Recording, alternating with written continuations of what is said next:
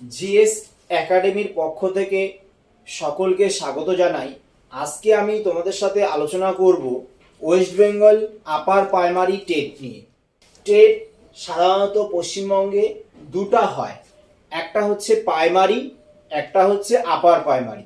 Primary টেটটা হয় class 1 থেকে class 5 পর্যন্ত, এবং আপার প্রাইমারি টেট বলতে বোঝায় যারা ক্লাস 6 থেকে ক্লাস 8 পর্যন্ত শিক্ষকতা করবেন। তাহলে এই West Bengal upper primary TET নিয়ে আজকে আমি বিস্তারিত আলোচনা করব।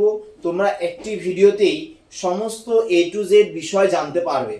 তাহলে সবার প্রথমে যদি আলোচনা করি যোগ্যতা বা এলিজিবিলিটি নিয়ে, তাহলে তোমাদেরকে সবাইকে মনে রাখতে হবে যে আপার প্রাইমারি টেট পরীক্ষায় বসতে গেলে সবার প্রথমে যোগ্যতা থাকা দরকার গ্র্যাজুয়েশন বা স্নাতক। সেটা যে কোনো বিষয় হতে পারে, যে কোনো কলেজ বা ইউনিভার্সিটি বা শিক্ষা প্রতিষ্ঠান থেকে গ্র্যাজুয়েশন বা স্নাতক ডিগ্রি লাভ করতে হবে, তার সাথে থাকতে হবে 50% নম্বর। তবে এক্ষেত্রে মনে রাখা দরকার যে যারা রিজার্ভেশন ক্যাটাগরি রয়েছে, যেমন ওবিসি, এসসি, এসটি, তাদের 5% ছাড় দেওয়া হবে নম্বরের ক্ষেত্রে। এর সাথে যেটা থাকতেই হবে, মাস্ট বি কম্পালসারি, সেটি হলো হয় ডিএলএড অথবা বিএড। তাহলে আমরা দেখতে পাচ্ছি যারা ডিএলএড করেছো তারাও আপার প্রাইমারি টেটে বসতে পারবে, আবার যারা বিএড করেছো তারাও আপার প্রাইমারি টেটে বসতে পারবে। এবার যদি বয়স সীমা নিয়ে আলোচনা করা যায়, তাহলে সাধারণত যারা জেনারেল ক্যাটাগরি রয়েছে তারা 20 থেকে 40 বছরের মধ্যে যে কেউ উক্ত যোগ্যতা অনুযায়ী যে কোনো প্রার্থী ফর্ম ফিল আপ করতে পারবে এবং পরীক্ষায় বসতে পারবে। কিন্তু এক্ষেত্রে যারা রিজার্ভেশন ক্যাটাগরি রয়েছে, যেমন এসসি, এসটি, ওবিসি, তাদের কিছু বয়স সীমা বাড়িয়ে দেওয়া হয়েছে, এক্ষেত্রে তাদের ক্ষেত্রেও ছাড় রয়েছে। এবার যদি আমি আলোচনা করি তোমাদেরকে আপার প্রাইমারি টেট এর পরীক্ষা পদ্ধতি কেমন হবে। লাস্ট 2014 সালে WAB আপার প্রাইমারি টেট পরীক্ষাটার আয়োজন করা হয়েছিল। সেক্ষেত্রে শুধুমাত্র প্রথমে একটি টেস্ট হয়েছিল 150 মার্কের, তারপরে একটা ইন্টারভিউ হয়েছিল, এর মাধ্যমে নিয়োগ করা হয়েছিল। কিন্তু এইবার যদি আলোচনা করা যায়, তাহলে এবার তোমাদের 3টি ধাপে পরীক্ষা হবে। সবার প্রথমে দিতে হবে টেট 150 নম্বরের, তারপর দিতে হবে বিষয়ভিত্তিক এক্সাম 100 নম্বরের, তারপর দিতে হবে ইন্টারভিউ, তার সাথে থাকবে ডেমনস্ট্রেশন। তাহলে আমাকে এই টেট এই 150-র মধ্যে আমাকে 60% নম্বর পেতে হবে।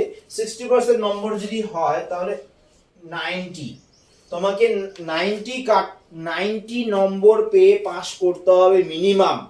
তাহলে এই ক্ষেত্রেও তোমাদের এসসি, এসটি, ওবিসি এদের জন্য ছাড় দেওয়া আছে, তারা 82 পেলেই পাস করবে। তবে আমাকে খেয়াল রাখতে হবে সবসময় 150-র মধ্যে 100+ স্কোর করতে হবে। তাহলে আমি নিশ্চিত থাকবো যে আমি বিষয়ভিত্তিক এক্সামে বসতে পারবো। তথা প্রথমে আমাকে একটা প্রিলিমিনারি পরীক্ষা দিতে হচ্ছে, তারপরে আমাকে দিতে হচ্ছে বিষয়ভিত্তিক, তার বিষয়ভিত্তিকে কাট অফ ক্লিয়ার করে আমাকে যেতে হবে ইন্টারভিউ, সেখানে আমাকে ডেমনস্ট্রেশন দিতে হবে। তাহলে এবার যদি আমি তোমাদেরকে এই সিলেবাস আপার প্রাইমারি টেট এর সিলেবাস নিয়ে আলোচনা করি, সবার প্রথমে যে তুমি পরীক্ষায় বসবে টেট পরীক্ষায়, এখানে 150 নম্বরের পরীক্ষা। এখানে তোমাকে কয়েকটি পার্ট রয়েছে, যে পার্টগুলো তোমাকে পড়তে হবে। সবার প্রথম পার্টে রয়েছে সিডিপি,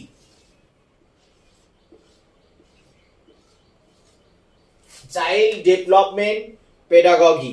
এই সিডিপি তোমাকে পড়তে হবে। এখানে 30টি প্রশ্ন থাকবে এবং 30টি প্রশ্নের জন্য 30 নম্বর থাকবে। এটা কম্পালসারি, সকল বিষয়ের স্টুডেন্টদেরকেই এই কোশ্চেনটা অ্যাটেম্প করতে হবে এবং খুব গুরুত্বপূর্ণ। এবার 2 নম্বর পার্টে থাকবে ল্যাঙ্গুয়েজ 1, অর্থাৎ মাতৃভাষা। যাদের ভাষা প্রথম বাংলা হতে পারে বা অন্য কিছু হতে পারে, তাহলে তাদের ল্যাঙ্গুয়েজ 1 নিয়ে নিতে হবে। এখানে 30টা প্রশ্ন আসবে, 30টাই করতে হবে। তবে মনে রাখা দরকার যে তোমাদের সিডিপি থেকে 15 নাম্বার সিডিপি থেকে আসবে, শিশু শিক্ষা থেকে আসবে, আর 15 নাম্বার থাকবে প্যাডাগজি। সেরকম ল্যাঙ্গুয়েজ 1-এও তাই, 15টা কোশ্চেন থাকবে ল্যাঙ্গুয়েজ 1 থেকে, আর 15টা প্রশ্ন থাকবে সেই ভাষার প্যাডাগজি থেকে, এটাও কম্পালসারি। 3 নাম্বার ধাপে থাকবে ল্যাঙ্গুয়েজ 2, এখানেও 30 নাম্বারের পরীক্ষা দিতে হবে, এখানেও 30টা প্রশ্ন থাকবে, তার মধ্যে 15টা থাকবে ল্যাঙ্গুয়েজ 2, তোমার হিন্দি হতে পারে, ইংরেজি হতে পারে, সংস্কৃত হতে পারে, তুমি যেটা চয়েস করবে সেটাই হবে।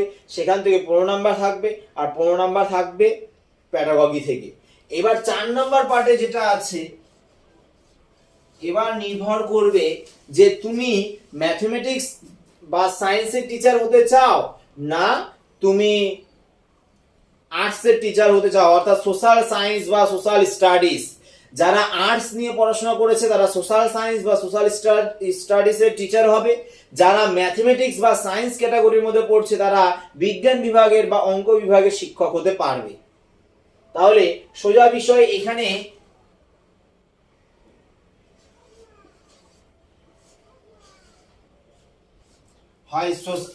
হয় সায়েন্সের টিচার হবে, না হলে তোমাকে সোশ্যাল স্টাডিজের টিচার হবে। তাহলে তোমাকে এইখানে মোট নম্বর থাকবে 60 নম্বর থাকবে, এর মধ্যে 40 নাম্বার থাকবে হচ্ছে বিষয় ভিত্তিক প্রশ্ন। যেরকম তুমি যদি সোশ্যাল সায়েন্সের টিচার হও তাহলে তোমাকে 40 নম্বর থাকবে ইতিহাস, ভূগোল, সমাজবিজ্ঞান, অর্থনীতি এগুলো থেকে প্রশ্ন আসবে। আর তুমি যদি সায়েন্সের বা ম্যাথমেটিক্সের টিচার হও তাহলে তোমাকে অঙ্ক, জীববিজ্ঞান, ভৌতবিজ্ঞান এগুলো থেকে 40 নম্বরের প্রশ্ন হবে, আর 20 নম্বর থাকবে প্যাডাগজি। এবার তোমাকে মাথায় রাখতে হবে এই যে 150-র মধ্যে যে পরীক্ষা হবে, 150টা প্রশ্নই হবে এমসিকিউ বেস কোশ্চেন। ঠিক আছে, তোমাকে 60% নম্বর অর্থাৎ 90 নম্বর পেতে হবে 150-র মধ্যে, তাহলেই তুমি মেন পরীক্ষায় বসতে পারবে, তথা তোমাকে বিষয় ভিত্তিক এক্সাম দিতে তোমাকে অ্যালাউ করা হবে, নচেত তুমি অ্যালাউ হবে না। আজকে আমি তোমাদেরকে সিলেবাস নিয়ে, যোগ্যতা, বয়স সীমা, এগুলো পরীক্ষা পদ্ধতি এগুলো নিয়ে আলোচনা করলাম। এর পরবর্তী ক্লাসে আমি সিডিপি ক্লাস করাবো, তোমরা অবশ্যই দেখবে, এবং যদি আমার ভিডিওটি ভালো লেগে থাকে তাহলে অবশ্যই লাইক, শেয়ার এবং সাবস্ক্রাইব করবে।